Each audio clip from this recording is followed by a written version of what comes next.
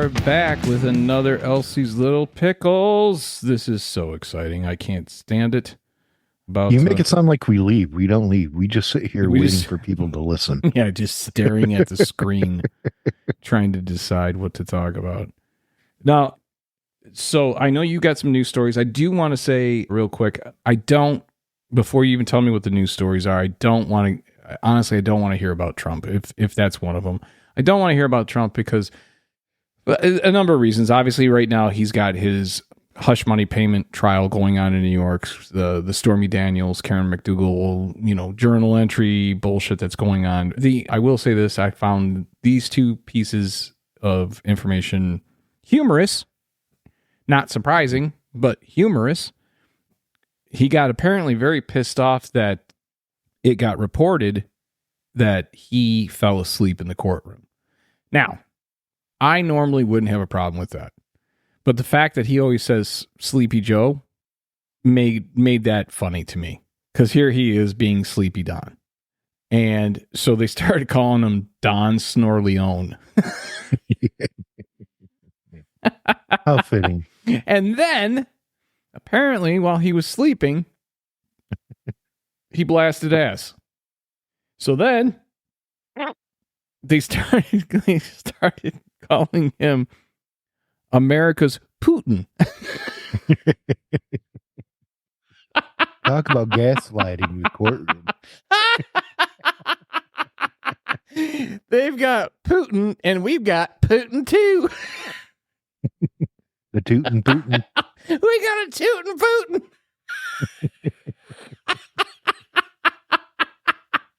Oh, I bet it smelled like diet. Oh my God! Well, according to reports, it was pretty nasty. Foul. Yeah, it was pretty foul, and apparently, even though his lawyers were trying to keep their composure and decorum after the incident, apparently it was a little bit more than they could bear. Shit, I wonder if they called a recess for that. we get an air freshener. We need one. Can somebody run and grab some of those car fresheners that look like trees? Hang them everywhere. Get him a baking soda diaper. Yeah. No, because then it, poof, you'd see the trail. It'd give you evidence of proof of who it was.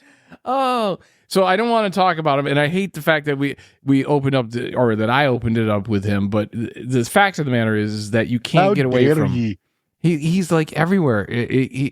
Every headline, every day, there's something about him, and that was just the one thing that I was like, I don't want to talk about him, but this made me laugh, and I wanted to share. I'll never get over the picture of him holding the glass with the two hands. Oh, yeah. Yeah. Well, like I said, I wouldn't have even brought it up, but for somebody that goes around questioning and name calling like he does, and especially with him going, look, Biden is no peach by any stretch of the imagination, and I am not saying that. But when you name a guy Sleepy Joe, when that's his nickname, and then you fall asleep in your criminal court case. Yeah. I mean, that's pretty bad. Yeah, I would think that you'd want to have a good night's rest ahead of, behind you. You're bright-eyed, bushy-tailed, ready to go, ready to take on the day and ready to whisper in your lawyer's ears that you think that that's wrong or whatever. Like you would think, and I think that was just during jury selection, which, yeah, boring, but these are the people that are going to decide whether or not you're innocent or guilty. You might want to stay awake. Yeah, he was criticized for not standing up when the jury would enter the room, which is customary. Everybody would stand up except for Don. Oh, really? I didn't know that. Yeah. I didn't know that was customary. Yeah. And I'm just saying there's got to be a reason for it. Like he was probably asleep. Well, I mean, right there, that'll tell you the difference between me and good old Donnie. I did not know that was customary because I have not spent any time in a courtroom. And he has, so you would think he would. You would think that he would know. Yeah, you would think at this point that if nothing else, that his lawyers would have, cued him in on that and said, "Hey, when the jury comes in. Fucking stand up. All I can think of is Happy Gilmore, the movie. Like, Mr. Gilmore, we're ready to tee off. Mr. Gilmore, could you please move? He turns to his caddy. Where were you on that one? So, what do you have? What have you discovered in the last few days that's creamed your corn or tickled your pickle? Sadly, one of the four horsemen has passed. Daniel Dennett. Yeah, I mean, I loved Daniel Dennett. I thought he was, for those of you who don't know, Sam Harris, Daniel Dennett, Richard Dawkins, and Christopher Hitchens did a sit down where they were discussing atheism, and it was called The Four Horsemen. A great title, great. Like, if you get an opportunity to watch it on YouTube, totally recommend it. It's a really interesting watch. These are big thinkers. Whether you agree with them or you disagree with them, they're all very big thinkers. And the loss of Hitch was bad enough. That was horrific. That really, like, there are two celebrity deaths in the last, 15, 20 years or whatever that have bothered me. One of them was Christopher Hitchens. Losing him, I think, was a great loss. And Anthony Bourdain. Those were the two, and surprisingly, I don't know about you, but those two caught me off guard. Now, Daniel Dennett, we do know, had health issues, so and he was up in age, so it's not it's not as tragic as like losing Hitch, but for me, it's still a the loss. Celebrity death that really irked me was probably Lemmy. Yeah, I could see that with you. You really, really were big. And Joey Ramone, because I didn't see that coming. Yeah, no one did, I don't think. Well, I'm sure his close circle did, but not, the public didn't. So yeah, I would just say, from Elsie's little pickles to the family, but we don't. I would say thoughts and prayers, but that wouldn't work with them. So I think he would have found that funny. Yeah, that's kind of why I went with that. Yeah, so I mean, our sympathies, for your loss. Atheism, though, is especially with those guys, it got to the point where like they were almost rock stars, and just like any thought or like any celebrity, they got to the point where that bubble had to pop, and they had to fall out of fashion. So now you're seeing a lot of pushback on atheism. You're seeing a lot of that online. However, I would say, correct me if I'm wrong, or in your opinion, we see atheism rising. We're seeing a lot more of it, which is good. I mean, at some point, hopefully we'll get to the point where there's no religion and we can actually start, I don't know, working together because it's in all of our best interests globally, rather than having our divisions based on imaginary belief systems. And I would also add to that, like any good atheist, I believe, and I hate that term atheist because it's I've always told people I'm the atheist that hates the term atheist. Yeah, I do too. I am absolutely willing to believe as soon as you can show proof. And that doesn't mean showing me a tree or saying, hey, look at this picture of this beautiful sunset or sunrise. That's not proof of God. Show me proof. Show me. Have you seen the video of the woman holding the cabbage? I think it was a cabbage or something like that, a red cabbage, and she cut it open and it's got an intricate design inside of it. Oh, and it was Jesus or Mary Magdalene. You can't tell me that there's no God. Look at just this. And even the dog is staring at her like, you're out of your head. Yeah. I think that when it comes to religion, I think that we're all looking for, I think that what religion keyed in on, specifically the Judaic, or not Judaic, but the Abrahamic religions. So Judaism, Christianity, and Islam. I think what they really keyed in on at an important time were several factors. One, they knew that everyone was afraid of what happens after you die. And That's kind of like the key to unlock the door of, if you're afraid of that, I can probably get you to believe damn near anything. Then there was the other aspect of, if you believe in this, then you believe the idea that there is an all-powerful entity that is watching everything you do. And so if you fuck up, even though you may not get in trouble, well, that is a good way to kind of rule, especially Bronze-aged world. Like, you might get away with it and not get in trouble by, authorities or government, but you're going to pay for that fucking mistake later. So it was a way to keep people in line. Yeah, it's not faith, it's coercion. I agree. It's coercion. It's brainwashing. That's why, like, I wouldn't have my son baptized. I never took him to church. I got a lot of shit for that, from different family members, including mom and dad. But in the end, I was like, no, until he's 18, he cannot make these decisions. It's his soul. It's not my soul. If you believe in a soul, like you say you do, then you have to respect that decision to give him the opportunity to grow up and make his own. Plus, the premise that, oh, he passed away. Well, he's screwed. He didn't get baptized. Doesn't matter what he did. Yeah. How he lived his life. He wasn't baptized. Yeah. That. No, I'm sorry. Really, an all-powerful being is going, oh, I can't see him because he wasn't baptized. Yeah. It doesn't make any sense. It's just stupid.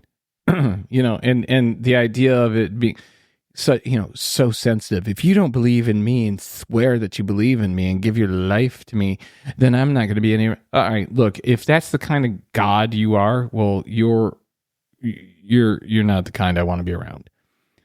So but you got to give credit where credit's due, and credit is due to the fact that they were kind of the first ones that were organizing hospitals and medical care. So it was our first foray into, philosophy and medicine. And, it was, basically stupid apes trying to figure out how the world works.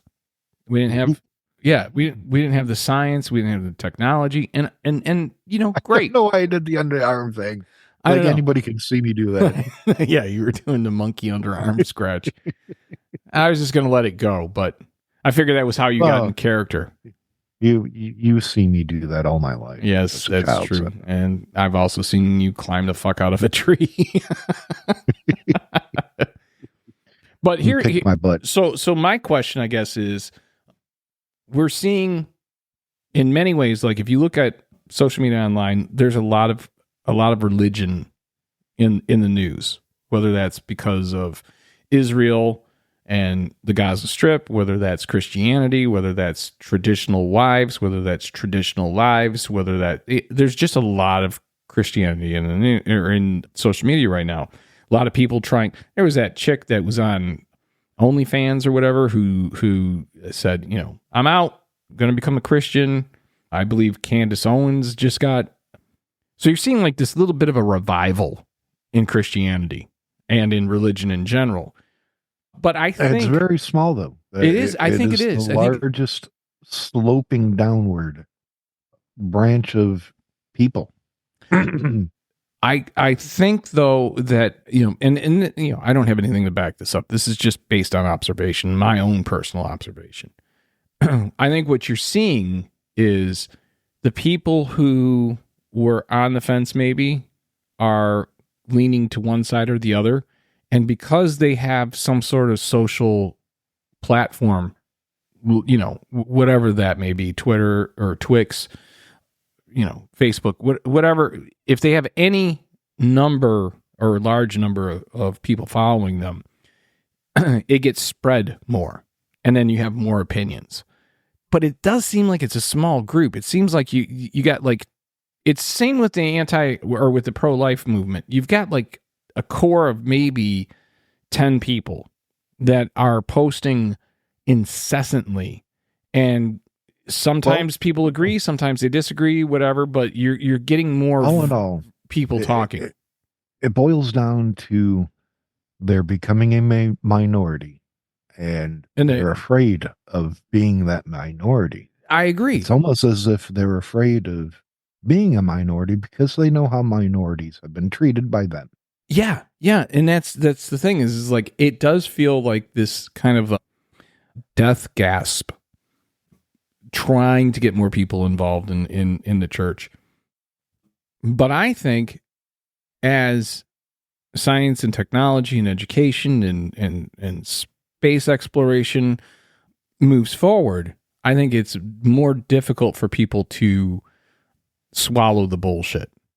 So even if you say, you know what I mean, like even if you say you're a Christian or, you know, whatever, I think I see it more with Christianity though, I think, where people can say that they're Christian and they go, yeah, but I'm not that kind of Christian. Like, I don't buy that. I don't buy this. I don't buy, you know, like they can almost. I'm not that kind of. Well, you know, kind of like what the Catholics call cafeteria Catholics or Catholic cafeteria Christian, you know, just pick and choose what you like. I think that is still happening. But I really think that what people are looking for. I would see that would be all of them because they all pick and choose what is verbatim, what is to be taken as a literal word of God. Oh, but that negative verse, that's just an analogy. That's a story. Yeah, that's a metaphor. That's a parable. You got all kinds of words for that bullshit. But I think what's going on actually is you're seeing people go to the theater, or, you know, they're going towards entertainment as a religion. I think that they're seeing the stories that they need and the moral examples they need in the stories that they're watching. So, like, I'll give you a perfect example. Okay, both the DC and Marvel universe catch shit from people. Yes. Okay. And I don't think it's justifiable, but they catch shit from people because they're just popcorn movies. But I would argue that they are our modern mythologies. And in being our modern mythologies, they're actually telling better, more entertaining stories with parts of those stories that stick with you more morally. Okay, so when you see the character arc of Tony Stark go from this weapons building billionaire playboy philanthropist to when you get to Endgame at the end, when spoiler alert, Tony dies. That character arc over all of those movies shows you how, even subtly, because everything with Tony Stark and how Robert Downey Jr. played him was subtle. There were subtle shifts in who he became each movie. And I think that those stories, and I'm not, you know, so some fucking idiot will hear this and go, well, you're comparing Iron Man and Tony Stark to Jesus Christ. No, I'm not. I am absolutely fucking not. All right? And not because it's disrespectful to do so. I'd happily do that just to be disrespectful, but that's not what I'm saying. What I'm saying is that those stories in the Bible don't necessarily translate well into today's age. Whereas learning how to be a little bit better person every single day, or every single movie, or every single episode, I do think that that's the story that people want to see. They want to see the story of redemption. The fact that you can be a fuck up and then become better and even become admirable to all of your circle or everyone who knows you. I think that that's actually the story that should have been kind of emphasized in the Bible, but doesn't necessarily get emphasized. You know what I mean? And it may be just because Jesus didn't have pulse fucking weapons coming out of his hands, which would have been cool. Would have been cool because he had the holes. Would have been cool. We all know what those holes were for. Mm-hmm. Yes, we do. Yes, indeed, we do. I do believe it was Captain America who said to Tony, Are you the type of guy that would lay down on that wire so the guy behind you could crawl over your body? And Tony quite calmly said, no, I would simply cut the wire. Mm-hmm. Right. And then he got the response of, there's always a way around it. Or how did Captain put it? You're always looking for the easy way out. Yeah. Everything special about you. Yeah. So without the suit, what are you?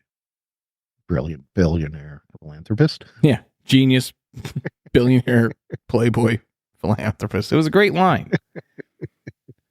And again, I don't want people to mistake that I'm making the comparison to Jesus. That's not what I'm doing here. What I'm saying is that the storyline for the morality play that everyone seems to be trying to be the star of it may be better served through DC and Marvel. So even if you look at Batman, right? That's, no matter how you look at Batman, he's a vigilante. That's not acceptable. That's just not acceptable in society.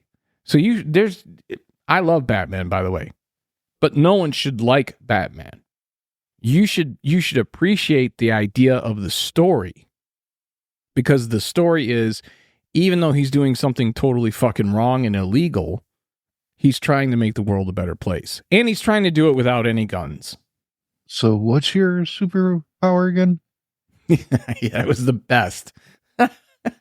when Ezra Miller as the Flash gets into the car with the pizza and he goes, "What's your superhero power again?" "I'm rich." And then he just takes off in that fucking kick-ass car. But isn't that, I mean, you can look at some of the most devout people, and I don't think when you're looking at them, so let's say you got a pastor, priest, whatever, right? Let's go with a pastor. He's married, family guy. If he actually had to fully, in this day and age, live according to the way that Jesus lived, I don't think that's fucking happening. Do you? I don't think it's possible. No. I don't think it's possible for anyone. You know, I mean, that's why I always go back to, even if Jesus was a historical figure, which I have my doubts, but let's Same here. Let's give the benefit of the doubt on that one and say that Jesus was an actual historical figure, and you actually had to live the way he lived. You know what I mean? Could you do it? I don't think anyone could. Honestly, hanging out with prostitutes and gamblers. Yeah. Hookers and blow. But I mean, like, I'm talking about from the point of view of there was I think it was Southern Baptist preacher, who delivered the Sermon on the Mount, and afterwards had a couple of men from the congregation come up to him and say, "You need to back down on that woke stuff." And he goes, "I'm sorry?" And he goes, and he left the church over this. They go, "You're preaching woke mentality." And he went, No, I'm not. And they go, "Well, what was all that?" And he goes, "The Sermon on the Mount. That was the sermon Jesus gave. That has nothing to do with me. It's in the Bible." But that's where we're at in society, where, like, I don't think people who think they're Christians could actually be a Jesus certified Christian. Like, if you had to go through Jesus certification, you actually go to, what they want is the angry, vengeful God of the Old Testament. I think that's true. I think in a lot of ways that's true. It's like people want to see that they're right. They want to see people that they don't like suffer and punished. Yes. Right? If you don't do what I want you to do, you're going to get punished. Which you could put into a Batman movie. Right?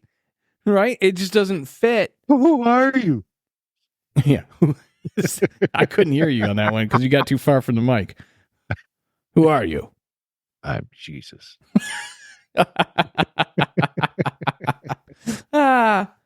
So I wonder, like, from the point of view of how people are dismissing Well, Scorsese was a perfect example. He just totally dismissed the whole Marvel universe. He said Marvel movies are not cinema. They are just a theme park ride. Obviously, I disagree with that. I a firm believer that, Scorsese was talking out of turn. Sure, he's a great director, writer, producer, whatever his current role in movies is. And, God forbid, thank you very much. You're absolutely right, Martin Scorsese. Please, by all means, make another mob movie.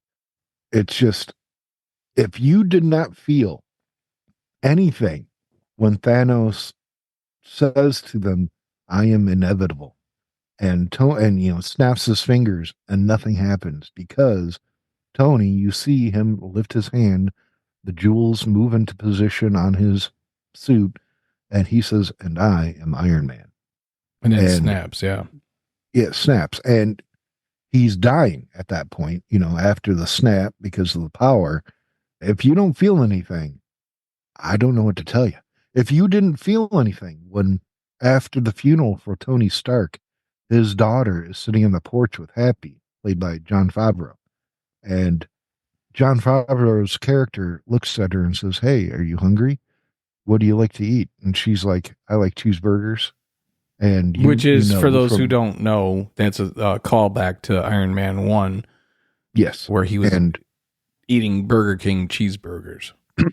and Happy looks at her, then looks away and does that hard lump throat, swallow, and tries not to lose it, and says, I will get you all the cheeseburgers you want.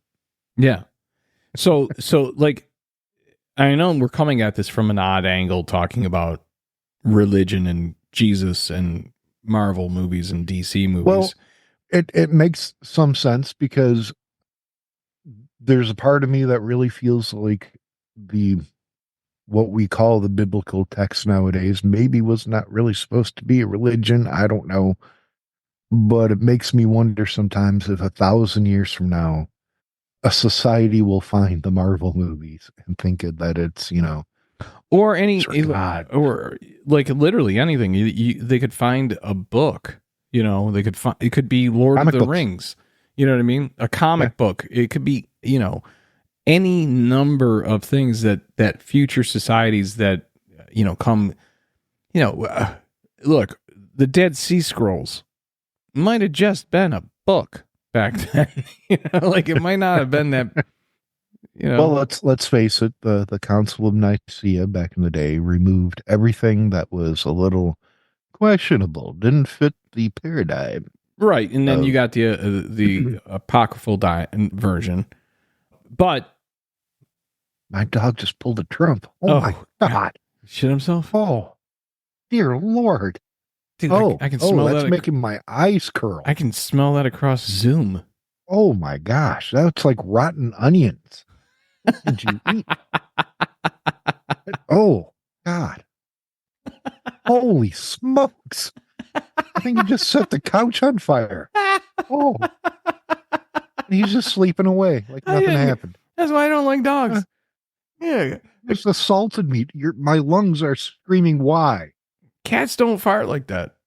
Oh, you want to bet?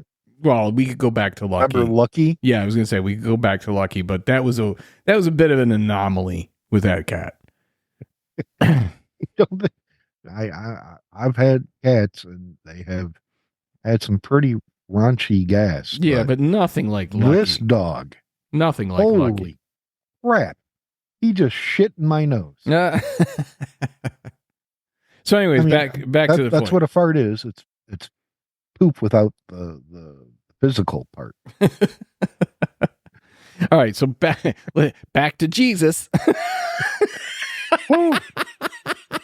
Lordy, and it's just lingering. Dog I've got farts. A fan on above me, venting out, and it's not going anywhere because the stench is so heavy. Way down. I'm still a bit dealing with the idea of transitioning from Jesus to dog farts and back. So Scorsese says that they're just popcorn movies and that, they're not real cinema. I disagree with that. I think that And actually, it was an interview with Tarantino that helped me wrap my head around where Scorsese might have been coming from. Because Tarantino was like, look, do I like these movies? Yeah, I do. Do I like them as much as I would had I been younger when they came out? No. He goes, I grew up a comic book fan, and then I developed other interests, and in those interests was cinema.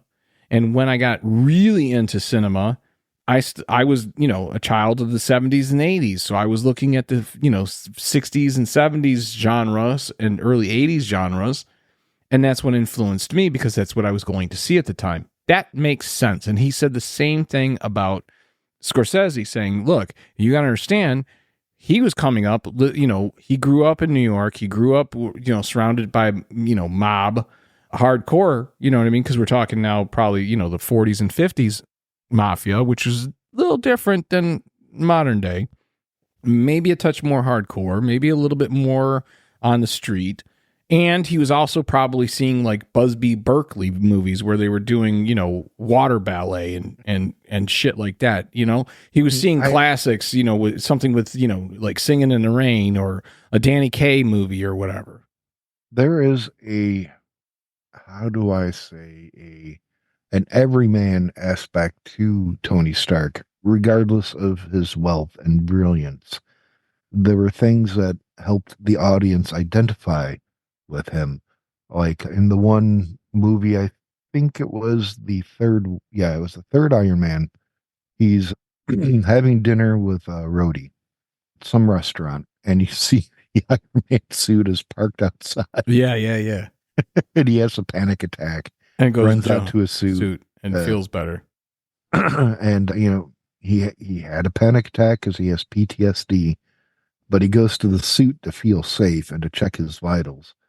But it's the idea of, go to a Hooters or whatever. Well, it's not just that. I think you make a good point there that it shows, again, this is part of his character arc. When he deals with the kid and the kid's like, well, aren't you a mechanic? And he's like, oh, yeah, I am. I guess I'll fix it.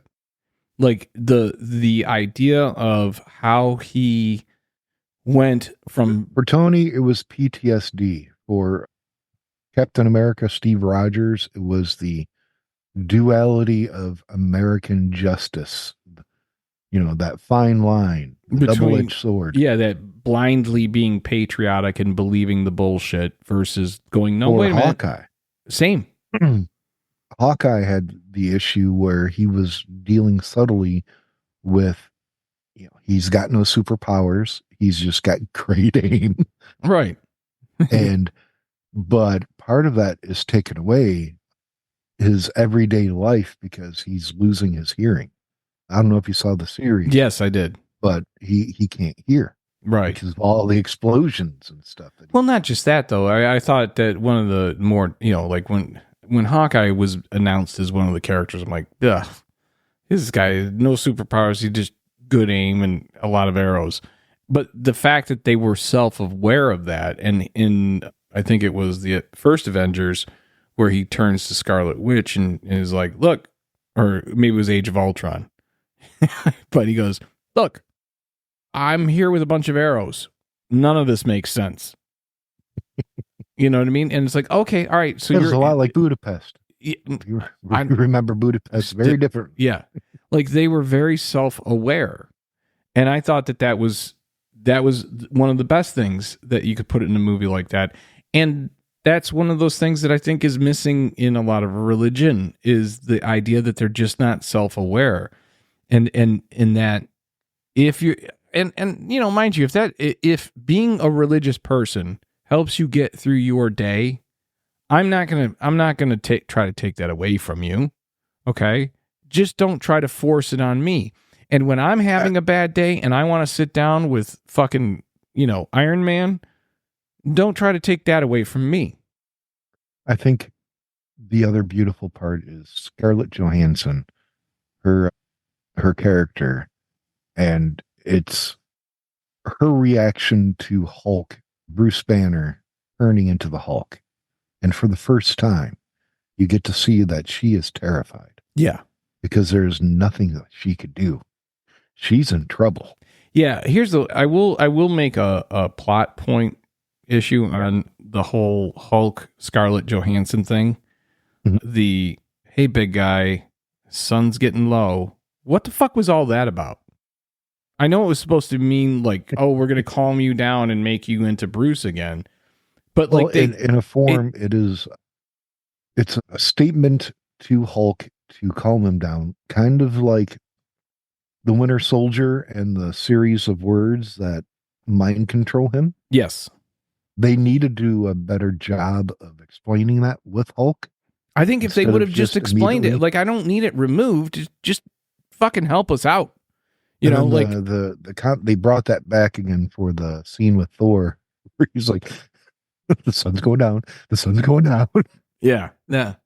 And again, self-aware, and they made it funny. What I think people don't realize is that whether you're talking about Batman, Superman, Iron Man, or any of these, I mean, ultimately they all fit kind of an archetype. And it's not a big stretch to say that this is the pantheon of gods, you know, or demigods or demigods.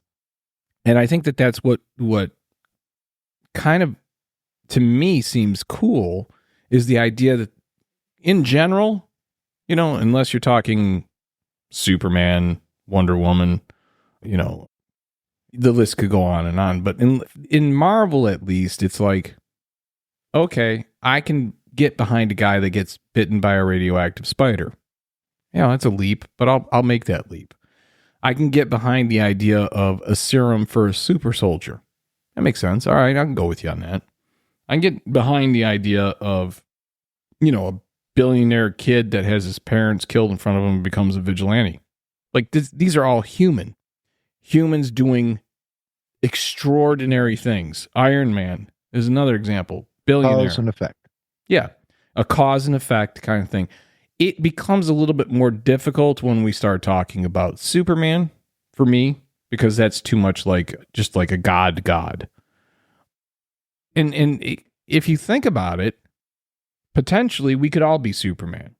Okay, so let's say that Elon cracks the time travel, or you know, the speed of light. He figures it out. We get wormholes, and now we can travel the galaxy. I mean, we're totally going Star Trek, right? Mm-hmm.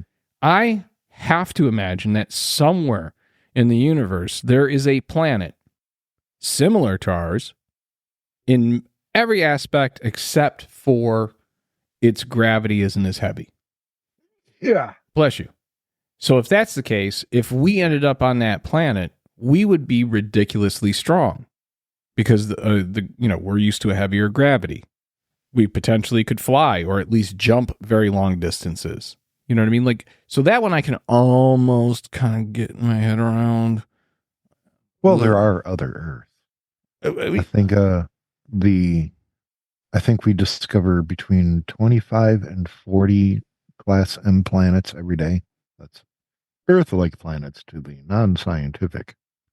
Well, yeah, but even with that, the variables, so it could be, you know, something as simple as too high of a sulfur content in the atmosphere, and we wouldn't be able to. It smells like farts. And everything smells like farts. We call that the Trump planet. So, you know, I just don't think that these things get, you know, enough credit. It's like the guys who got pissed off at Star Wars when they did the prequels, right? Now, granted, when I saw Star Wars, I was a kid. I think 7 or 8 years old. Okay. Yes. And then when I saw them, you know, in, what was it, 99, 97, whenever I think it was 99. 99. Phantom Menace came out. Yeah. So clearly I'm a lot older and I'm looking at it as an adult.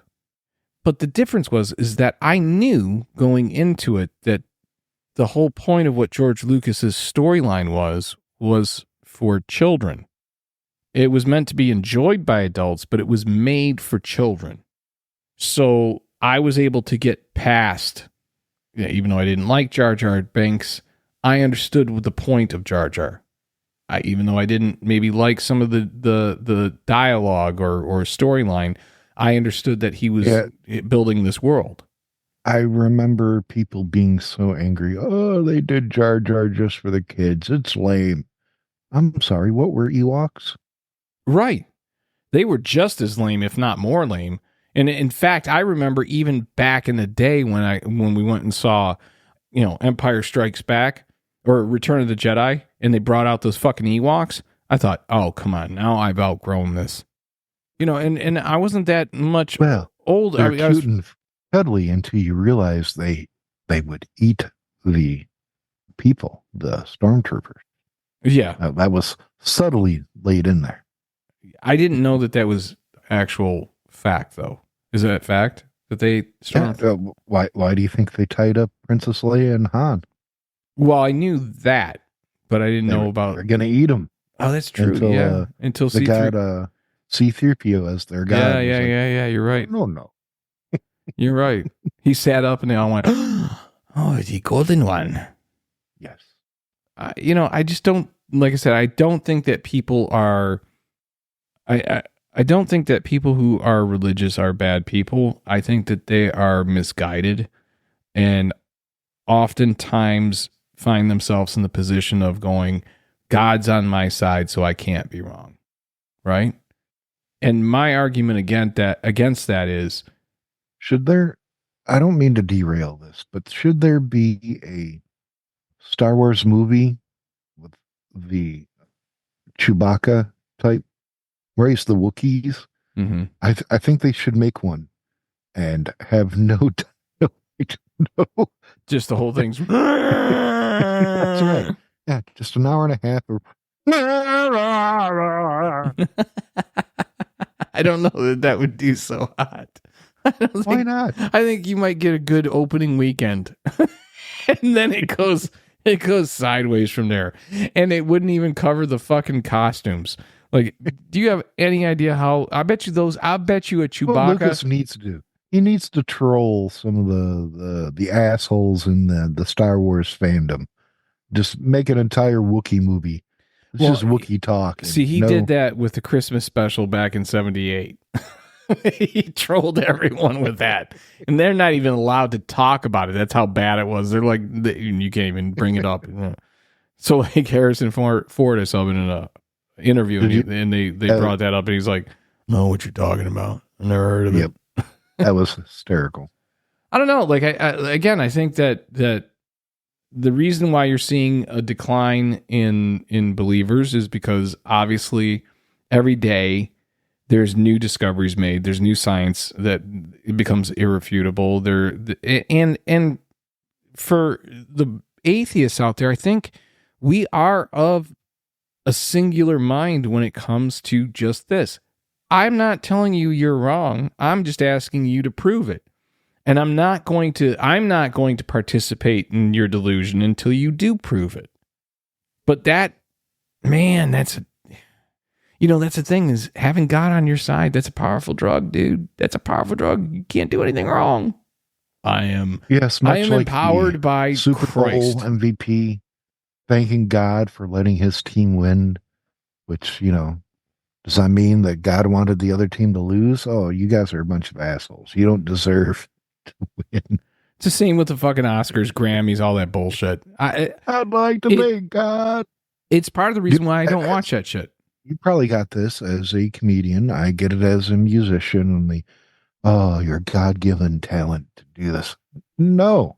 I spent a lot of time practicing. Yeah. Working my ass off. There was a lot of lonely afternoons and evenings. You know what I mean? Like, people don't realize that. Did your dog just fart again? Oh, my Lord. You hear that, Lord? Thank you. Thank you very much for his butthole. Let me try and fan that up towards the ceiling vent. Oh, shit. God. How does he sleep through that? How does he stand himself? Because, granted, this is just audio, and maybe one day if we... And this is what we need, people. All right? We would love to go full video. It's just lingering. It's lingering. We would love to go full video. We would love to have a studio. We would love to have people who work for us and help us produce this show so we can do bigger, better, and more shows. I just wanted an assistant to go walk him during the show so I don't get... That was going to be the last thing. Whatever I was eating. Maybe we can get an intern for you that comes in and just takes the dog for a walk for an hour and a half, 2 hours. Dear God. And just full transparency, I'm in an RV. It's not a big space. But right now that space is taken over with butthole of dog. Oh. Did he get into the brisket? No, the brisket's still in the fridge. I have to give it the rub down. Okay. I thought maybe he got into something, you know what I mean, that he shouldn't have been in. No, that's the crazy part. It's the same old dog food. I mean, and it's not just plain dog food, kids, you know. We're fancy. We give our dogs fancy dog food. Oh. It's like, for a big bag of it, it's like over $100. Well, let's do a plug for it. Let's do our plugs now. So plug. All right. So the commercial that's not a commercial because they don't pay us, but we still love them. Sweetwater.com. That's right. I'm going to solve this right now. .com. Sweetwater.com. I have put a clothespin on my nose. You think I'm kidding, but I'm not. No, you got a fucking clothespin on your nose. That's a fact. But it's technically a chip clip. So Sweetwater.com, the sponsor that's not a sponsor, specifically shout out to Chris Smith, who always takes care of us with all of our gear, always gets us the right stuff that we need, always gives us advice on what we don't need, never tries to talk us into anything we don't need or don't want. Just a fantastic guy. So if you're looking for anything, you know, music related, production related, guitars, basses, drums, keyboards, pedals, you name it, go to sweetwater.com, reach out to Chris Smith, tell him that Steve and Keith from Elsie's Little Pickles sent you. Eventually, we're going to get these sons of bitches to actually pony up either equipment or cash. It would be nice, wouldn't it? Now, what's your sponsor, not a sponsor? I would like to sponsor. You still got the fucking chip. You can't talk with a chip clip on your nose. Oh, that actually kind of hurts because it's got ridges. Ruffles has the ridges. I have no idea. I was thrown off by my dog's bowels. Well, let's do a shout out to your dog's bowels. What's the food? Sure. What's the dog food? Oh man, I don't know. It's what is it? Science diet? No, not science diet. Oh, hold on. Yeah, I'll wait. Oh. We got nothing else to do here. You go ahead and take your time. Tell me what kind of dog food you. No, I was right. Hill's Science Diet. Is it? Yes, it is. Well, it's making your dog's ass angry. Hill's Science Diet. Why do I suddenly sound different? What's going on here? The other thing we need to do. You all right there? Yeah. No, I don't know. All right. The other one that we need to shout out to, I'm going to do a shout out this time to Jameson Black Barrel. Hopefully one day they will send me at least a case, if not a pallet of whiskey. I would say the same to Lagavulin. You are welcome to send a case or a pallet of whiskey to Elsie's Little Pickles. You know what I'd love to do? I would love to do this. And again, this is only going to be possible if people subscribe, if people support, the show. We're going to get to the point where we get merchandise. We're going to get to the point where we do a lot of different things. We're probably going to start a Patreon so that we can at least recoup some of our costs and hopefully make this a career for both of us and build up to the point where we can do bigger shows and have guests. However, with that being said, he's gone. I can't. All I'm doing is watching your face, which is, and while you're fanning your dog fart up to the ceiling. Oh, he did it again. Did he? Yeah. Maybe put him out on the fucking leash. That time I actually heard it.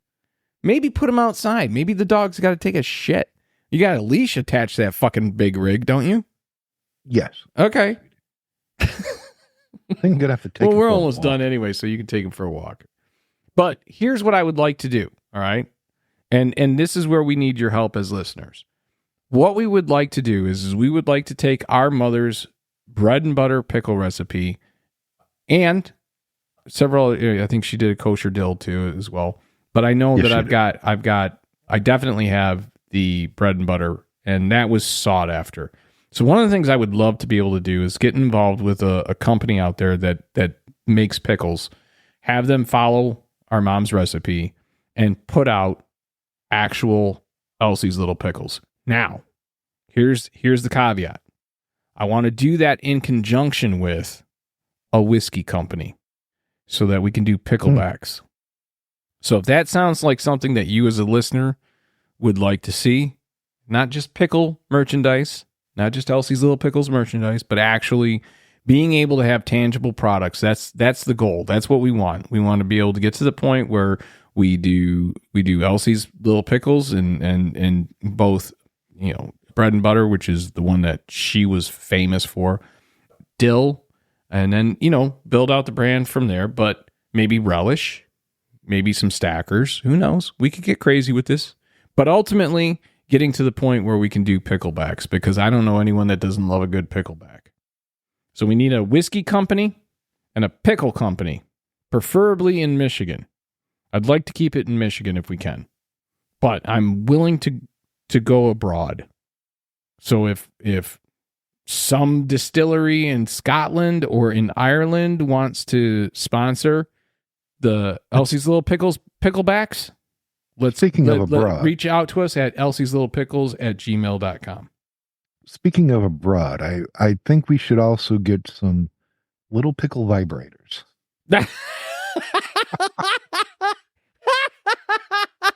Little pickle vibrator.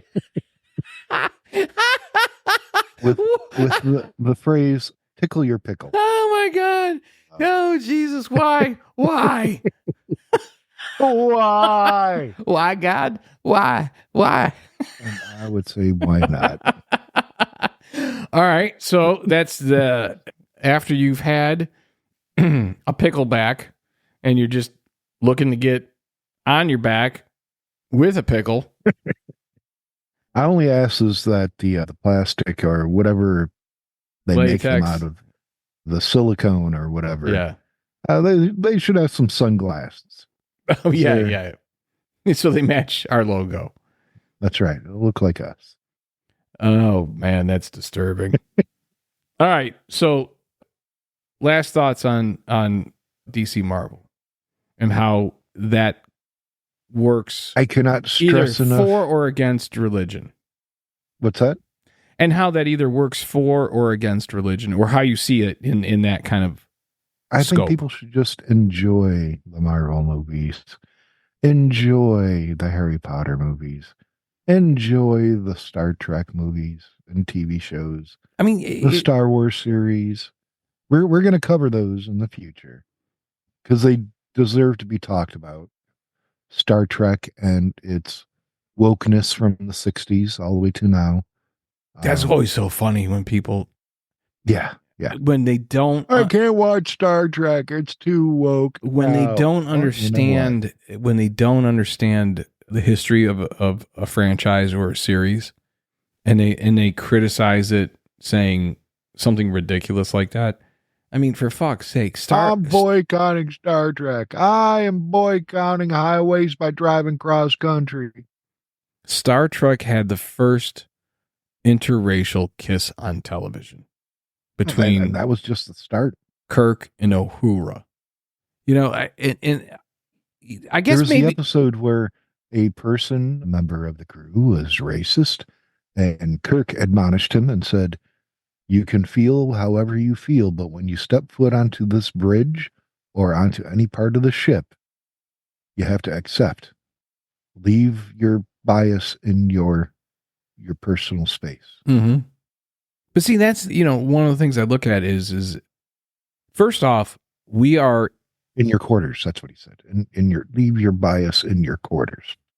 We are in such a weird time. First off, we have more entertainment available to us than we've ever had. It is the golden age right now of just entertainment. I don't care what your entertainment preference is, whether that's, live music, whether that's stand-up, whether that's movies, whether that's TV series, whether that's, shorts on YouTube or podcasting, or there is more availability of entertainment than there ever has been before in fucking history, right? Yep.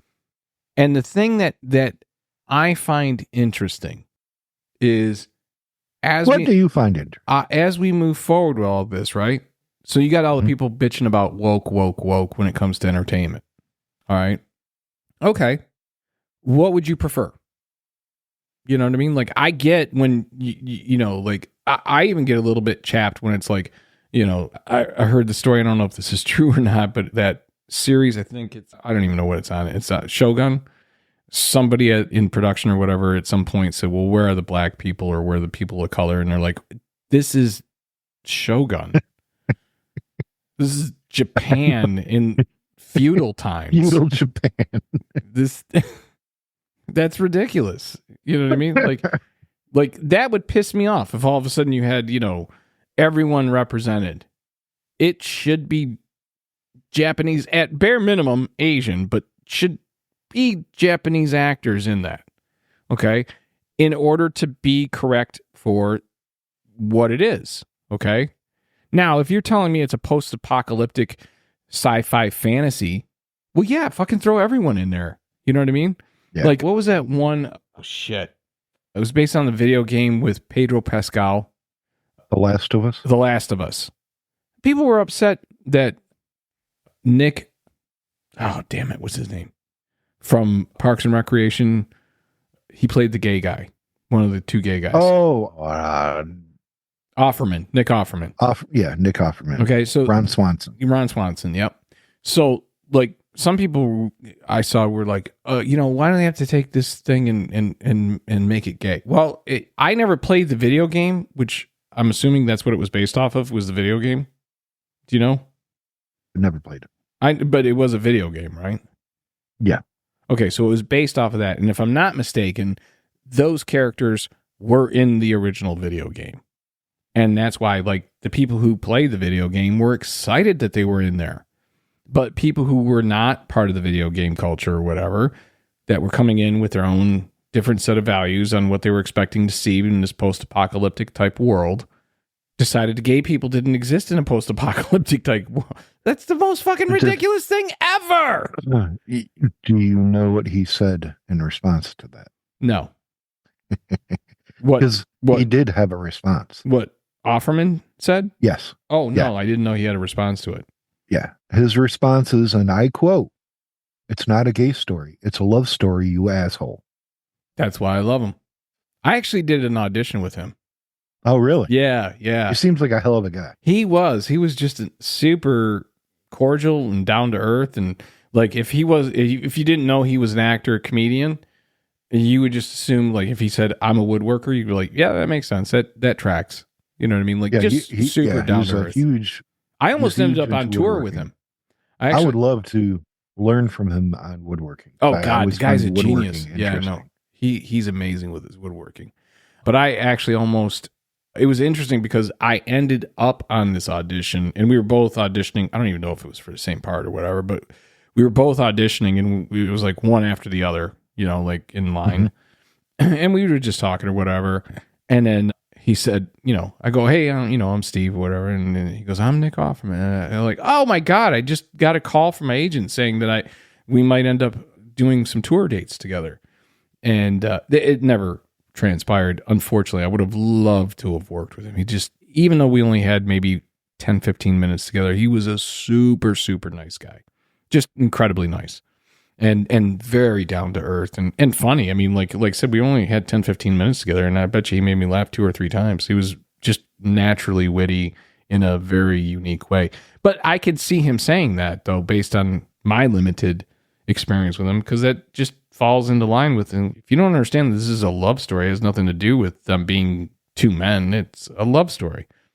Now, the other side of that is you could argue, yeah, but it's also two dicks. You know what I mean? You're just sword fighting, man. Just relax. Bring it down a notch. Okay. You know, end of the world doesn't mean you have to fuck every dude that comes trampling through your property. You know, you don't have to cook them a great meal. You don't have to serve them the best wine. I've never been that person that has an issue with that type of storytelling or that lifestyle. I just none of my business. Well, and that's kind of where I was going with this is the idea that, okay, if you're one of those people who can't stand the idea, like I've noticed this a lot with commercials. And I don't have a problem with it aside from the logistics. This is the only thing I have an issue with, is the logic and the logistics behind it. Mm. So I don't have a problem if you have, mixed race couples. I don't have a problem if you have, any of the LGBTQ or whatever else I'm missing on that stream of letters. No offense, I just don't know if that's where we ended it. I don't have a problem with any of that. Where I have a problem is when you see it's a white woman, a black man, and an Asian child, and they're supposed to be husband and wife. Now, I'm adopted. That's what I was just going to say. As an adopted person myself, my instinct is to say, they probably just adopted a child. That's my instinct, right? But that's based on my personal experience in life. And I'm sure the same for you. But I got to imagine, and the only reason I say I got to imagine this is because I caught myself going, it's probably adopted. And I went, wait a minute. You're projecting your own experiences here. That doesn't... Isn't that what art, though, is? It's all about interpretation. How you interpret things. Okay. So, same scenario. Mm-hmm. 6'2" mother, white, 6'4" father, black. Okay. Mm-hmm. And I don't know. Let's say a Haitian hemophiliac. So, there's some things that just don't match, is all I'm getting at. Like, it doesn't make sense in the little bit of storytelling time that they have. Make it easy for people to understand. Make it easy for them to identify with. If I'm starting to question whether or not the child in the commercial is adopted, I'm not paying attention to the product you're selling. That's the point that I'm getting at. You know what I mean? Like, just keep it simple enough so that I don't end up thinking about something other than what it is that you're trying to tell me. And I think that's you're the problem. Wondering where the grandpa is, who's 70 years old, racist as shit. Oh, yeah. And that's the other thing. Past the point of understanding or caring about what he says in public. But you never see that represented in... You know what I mean? Like, we all have that. We all have that family member. It doesn't have to be grandpa necessarily. It could be an uncle or whatever too. But we all have that family member, and we never see them represented in these commercials. I think, look, for as much as I disagree, with any form of bigotry, hatred, racism, or anything like that, it would be nice.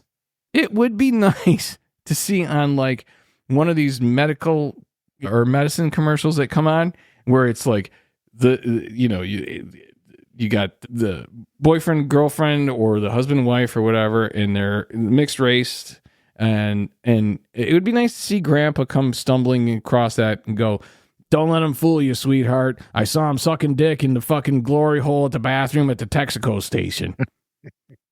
I just want to point out my dog's gas is so bad, the other dog just left. I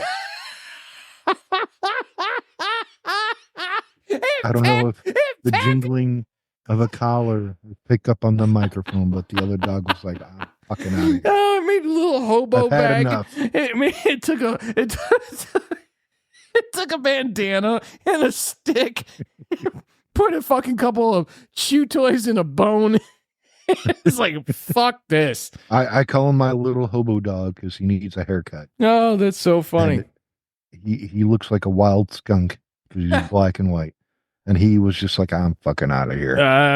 Based on I've had enough. Based on the faces you've been making, I would say that that's probably a good choice. All right, well, I tell you what. Why don't we let you air out your RV and maybe you can get, was it Romeo? Yeah. And Romeo's blasting gassing it up. All right, maybe you can get Romeo outside. Final thoughts, superhero movies. Watch them. Have fun with them. Fuck Martin Scorsese.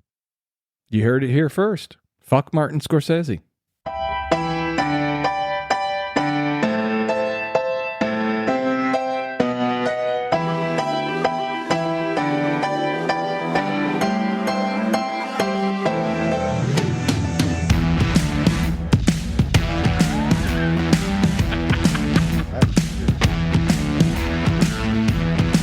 That's how I play drums.